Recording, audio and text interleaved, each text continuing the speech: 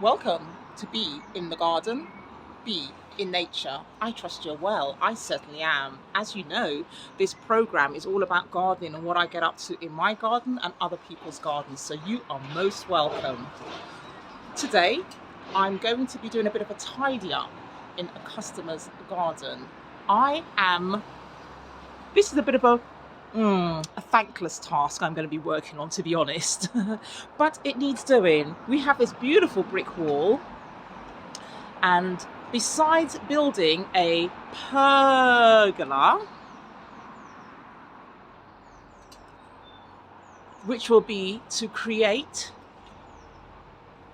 a space for a table and chairs, I'm also working on providing them with some privacy or privacy, depending where you are. You can hear that we are actually against a main road, and it's so important for this customer to be able to have some screening and some privacy or privacy. So we have purchased for them some fantastic laurel trees, but these are what they call pleached trees, and by pleached it means that the branches at a particular height are removed from the lower trunk area gradually over time. As you can see here, there would have been branches, but they are removed so as to create often linear or lateral branches that spread out and create a screening of sort. Pleached trees often have a trellis-like wall built behind them in order to elongate the branches laterally.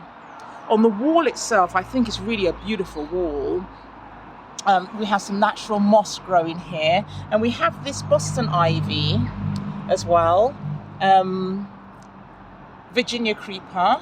I'll put the name actually of this plant underneath. This is one that clings to the walls, and it will produce initially red leaves that will actually become green in the summer, and then later in the autumn or in fall in America, these will become this beautiful crimson red all over again. But these leaves, they start off as red as they poke out through what appears to be dry stems, but they will become this green colour, and then eventually over time in the seasons they will become this crimson red all over again. There are two similar ones to this. There's the quinquefolia, or quinquefolio, that's the one with the 5 lobe, and then there's this one which is the tricuspidata, tri for triangle, tricycle, the 3. So the way you can tell the difference is one of the leaves has got the 3 and one of the leaves has got the 5. So I'll be just taking care of that.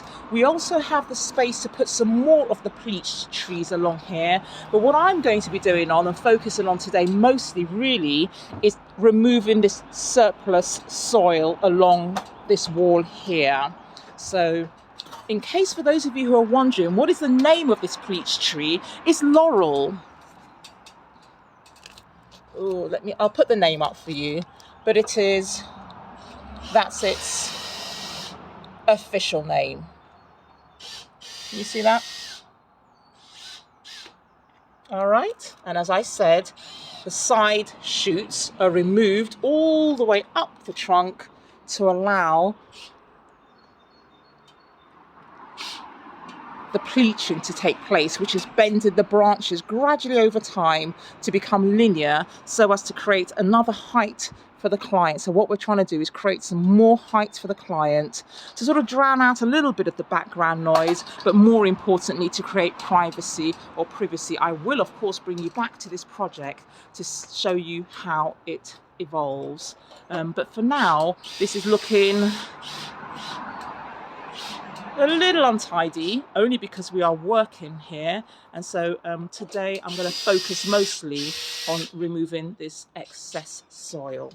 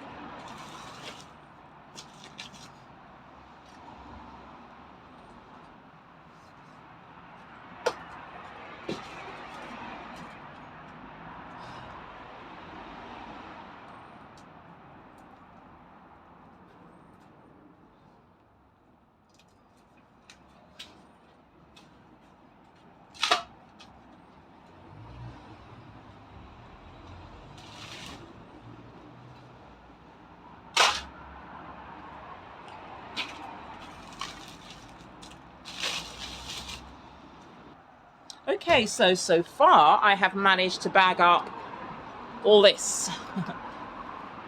But I'm going to make use of this, of course, in a bed, a vegetable bed, or a flower bed where soil is required. There's drilling going on here. Can you spot him in the back of that gazebo or the pergola? He's up the ladder and on the other side at the moment, just putting together this beautiful pergola. This is what it's looking like so far. This area is sorted. We'll be putting another pleached tree in here. And at the moment, what I'm trying to do is level off this area. And we're going to extend the paving as well to come closer to the beautiful wall. I love this about the wall. So what do I love about this wall? I love everything about this wall. I love the design, but more so, I love this moss that has made its way onto this wall and its home. So it sort of gives a very lived-in feel on this wall. It sort of ages the wall. And you can see that is so along much of this back wall.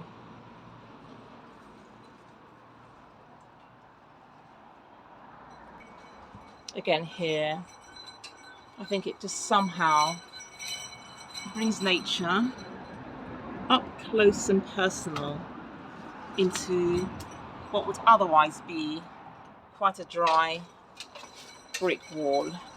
So this is a building area at the moment. Ladders are moving. I better clear myself away from here. But what I will do in time, the rubble I managed to get out from the soil area, some roots. This area back here will have the paving increased towards the back wall as much as possible around the pleached trees, but I will just soften this wall and the concrete just ever so slightly by adding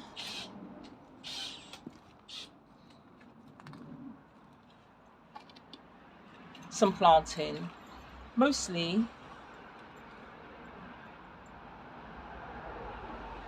hellebore, but possibly some other soft planting. We don't really want to draw too much attention to this wall. The feature for this back wall is, or will be, the pleached trees. So besides that, there really won't be much going on here. Here is another sort of unused space at the back of their garden. Their garden is a really beautiful garden. It's a peculiar sort of shaped garden. And I'm just sharing with you a little bit more.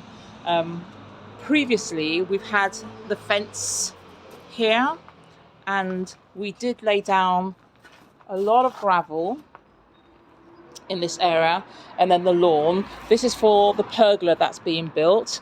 We've got some trellis to help the beautiful climber here. We've got clematis, but there's also going to be a wisteria planted here that was actually removed from another place.